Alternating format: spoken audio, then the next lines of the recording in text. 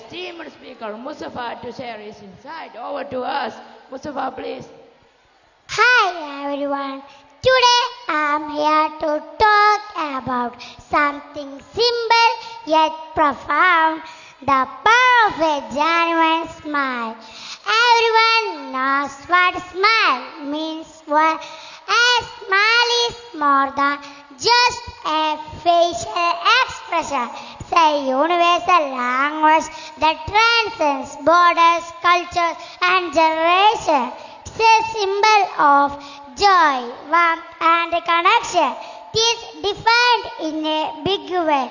It is rather easy to do than speak about it. When we smile, we don't lose anything, but we get allowed. It boosts our mood and energy. This creates a positive atmosphere affecting those around us.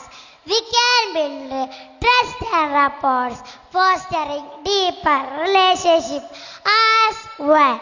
If we show empathy and understanding, bridging gaps, we can have better relationships. A genuine smile does a lot. Like anything, everything has to be done sincerely. If not, must land us in trouble.